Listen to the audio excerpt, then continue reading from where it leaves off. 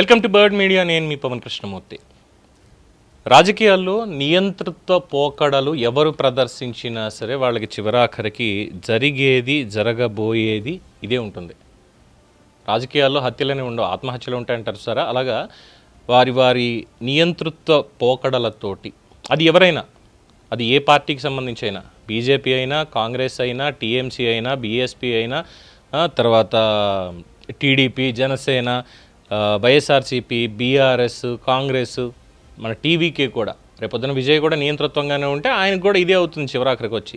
చూసాంగా DMK, ADMK, ప్రతి రాజకీయ పార్టీలో ఎవరైనా సరే వాళ్ళు ప్రభుత్వంలో ఉండి నిరంకుశత్వంగా ఉంటే మాత్రం ఖచ్చితంగా వాళ్ళకి చివరాఖరికి పట్టే గతి ఇదే అవుతుంది అనడానికి ఇది ఒక బెస్ట్ ఎగ్జాంపుల్. 15 ఏళ్ల పాటు ఏకఛత్రాధిపత్యంగా బెంగాల్ని పరిపాలించినటువంటి మమతా బెనర్జీకి ఈరోజు పార్టీ కూడా లేకుండా పోయింది. ఇంకా క్లెయిమ్ చేయలేదు, బట్ శాసనసభాపక్షం పోయింది అంటేనే పార్టీ పోయినట్టు ఆల్మోస్ట్. అది ఒకటి. 20 మంది ఎంపీలు పక్క చూపులు చూస్తున్నారు ఆల్రెడీ. అభిషేక్ బెనర్జీని తట్టుకోలేక, ఎందుకంటే వారసుడు వాడే అని చెప్పి ముందు నుంచి క్లెయిమ్ చేసింది కాబట్టి ఆవిడ ఆ నియంతృత్వ ధోరణిని తట్టుకోలేక 20 మంది ఎంపీలు ఇప్పుడు పక్క చూపు చూస్తున్నారు. సో పార్లమెంటరీ పార్టీ హోదా కూడా అక్కడ పోతుంది ఖచ్చితంగా. So original TMC Trinamool Congress party మాదే అని చెప్పి క్లెయిమ్ చేయడానికి సిద్ధంగా ఉన్నారు. ఇది అసెంబ్లీలో కూడా జరిగినటువంటి విషయం.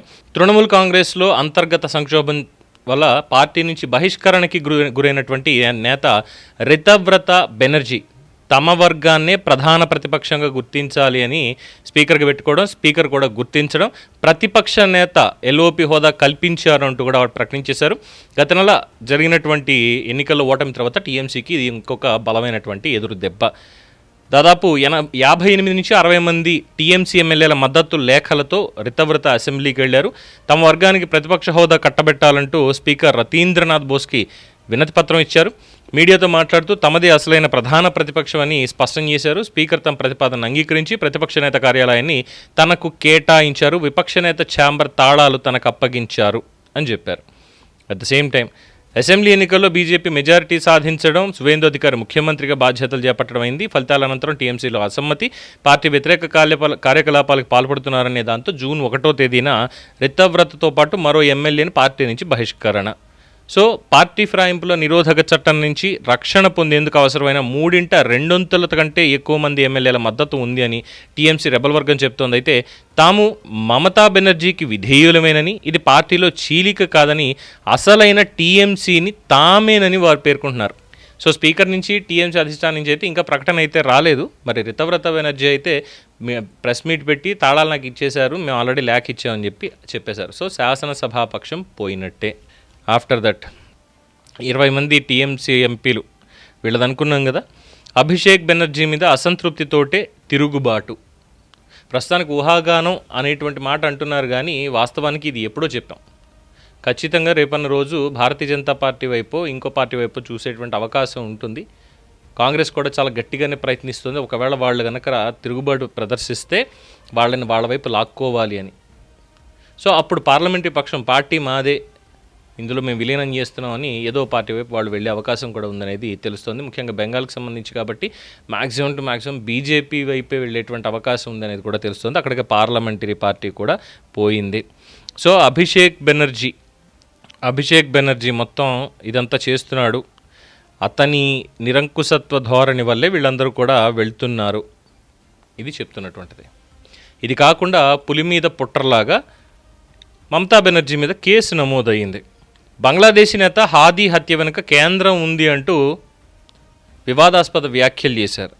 సో దేశ ప్రతిష్ఠ దెబ్బతీసేలా మాట్లాడారు అంటూ ఒక న్యాయవాది పోలీసులకి ఫిర్యాదు చేశారు. జూన్ 2న కోల్కతాలో జరిగిన నిరసన సభలో ఆవిడ మాట్లాడుతూ బంగ్లాదేశ్ జాతీయుడు ఉస్మాన్ హాదీ హత్య గురించి ప్రస్తావన, ఈ హత్య వెనుక కేంద్ర హోంశాఖ ప్రమేయం ఉంది అనేలాగా ఆవిడ చాలా సంచలన ఆరోపణలు చేస్తే సిలిగురి సైబర్ క్రైమ్ పోలీస్ స్టేషన్లో ఎఫ్ఐఆర్ నమోదయ్యింది.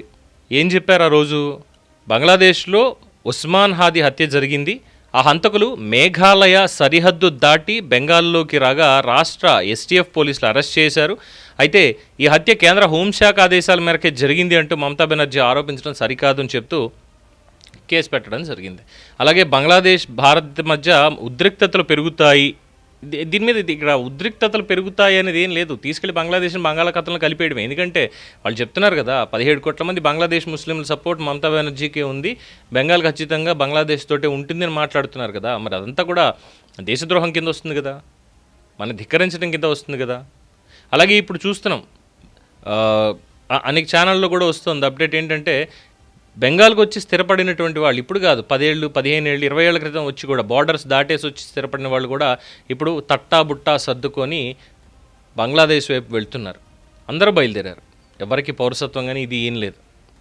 కొంతమంది ఉంటారు అలాంటి వాళ్ళకు కూడా పౌరసత్వం ఇవ్వాలని తెలుగు రాష్ట్రాల్లో కూడా మాట్లాడేటువంటి సన్నాసులు ఉంటారు. కొంతమంది వేరే దేశం వాళ్ళు ఇక్కడికి వచ్చేస్తున్నారు అక్రమంగా అన్న దగ్గర, వాళ్ళకి అవసరమైతే పాస్పోర్ట్లు ఇవ్వండి, ఆధార్ కార్డులు ఇవ్వండి అని కూడా చెప్పేస్తారు. కానీ ఇక్కడ ఉన్నవాడికి మొదలుపెట్టడానికి మొత్తం దిక్కు లేదు. సో బెంగాల్లో కూడా అదే జరిగింది. బెంగాల్లో ఉన్నటువంటి ఒరిజినల్ బెంగాలీస్కి ఏం చేయాలనేది మమతా బెనర్జీకి సరిగ్గా తెలియలేదు. సో ఏం చేయాలి, ఓటు బ్యాంక్ పెంచుకోవాలంటే మా ఓటర్లు మాకున్నారు అనేటువంటి ఒక నీతి సూక్తి ఉంది కదా పెద్దలు ఇచ్చినటువంటిది. సో అది పట్టుకొని ఎస్ మా ఓటర్లను మేమే క్రియేట్ చేసుకోవాలని బార్డర్లకు తలుపులు తెరిచింది. ఇంకేముంది, వచ్చారు మమతా దీదీకి కొట్టారు. ఇప్పుడేమైంది, తట్టా బుట్టా సత్తుకుని వెనక్కి వెళ్లాల్సి వస్తుంది. పార్టీ కూడా పోయేసరికి ఇంకా మమతా బెనర్జీ పరిస్థితి కూడా ఆల్మోస్ట్ అంతే, తట్టా బుట్టా సర్దుకోవడం, బయటికి వెళ్ళడం. నిరంకుశత్వం అనేది ఎక్కడా పని చేయదు, ఇదైతే గుర్తుపెట్టుకోవాలి. దీని మీద మీ అభిప్రాయం తెలియచేయండి. చూస్తూనే ఉండండి ది బర్డ్ మీడియా. ఈ వీడియో మీకు నచ్చినట్లయితే లైక్ చేయండి, షేర్ చేయండి, సబ్స్క్రైబ్ చేయండి. మరిన్ని అప్డేట్ల కోసం మా వాట్సాప్ ఛానల్ను ఫాలో చేయండి.